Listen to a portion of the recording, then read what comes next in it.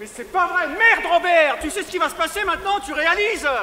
Mais qu'est-ce que tu voulais que je fasse? Je savais pas, moi. Les Allemands vont découvrir le corps. Et après? Tu crois que ça va passer comme ça? Chaque été, le Pays d'art et d'histoire du Val d'Argent organise des visites théâtralisées pour faire découvrir autrement l'histoire locale. Cette année à Romba-le-Franc, le public est invité sur toute la saison estivale à suivre une balade ponctuée de scènes jouées par des comédiens en costume.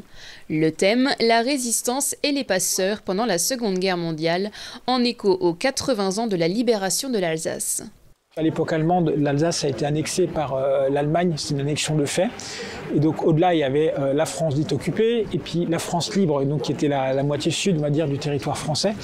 Et donc en territoire allemand, forcément, on ne se sent pas forcément très à l'aise pour y rester. D'autant plus que voilà, on pourchasse les Juifs, il y a le service de travail obligatoire, il y a également l'incorporation à Wehrmacht. Donc tout ça, c'était quand même des choses pas très simples à vivre.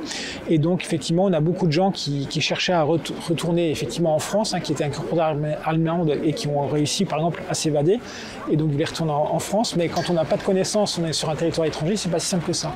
Le Val d'Argent a vu naître plusieurs réseaux de passeurs essentiels pour aider ceux qui tentaient de fuir. À travers cette visite, ce sont aussi des destins forts qui sont racontés, comme ceux de résistants et de passeurs locaux dont l'engagement a marqué l'histoire. À Sainte-Croix, c'est les Hoffmann par exemple, à Romba-le-Franc, on a notamment les Chapelles. On a une femme qui s'appelait aussi Jeannette Langlotte, par exemple, à Romba, qui a fait passer plus de 250 personnes. Dans une ferme, elle logeait en fait des gens dans sa ferme à la Chambrette, donc sur les hauteurs de Romba. Et puis surtout, on a des personnages qui sont illustrés dans la résistance, comme Lord Diebold, par exemple. Donc c'était quelqu'un qui a vécu à Sainte-Marie dans les années 20, et elle est devenue en fait secrétaire de Jean Moulin.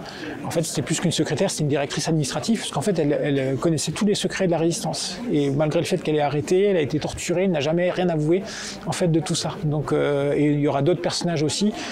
Je pense à Jean-Paul Lacour, par exemple, qui jouait double jeu. Donc, côté civil, il semblait faire ami-ami avec les nazis, et il était honni pour ça, pour la population, mais en réalité, il faisait du renseignement pour le colonel Andloer. Donc, c'est un agent double. Et là, une patrouille est arrivée, des Cosaques.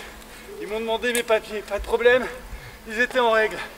Je leur ai dit que j'étais venu soigner M. Estin, et de premier abord, ils m'ont cru.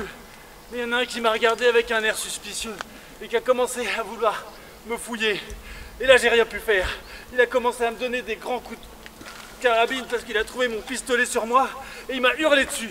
D'autres représentations auront lieu le 30 juillet à 19 h, les 6 et 27 août à 18 h 30 et le 20 septembre à 17 h pour les journées européennes du patrimoine. Juste près de la Syrie.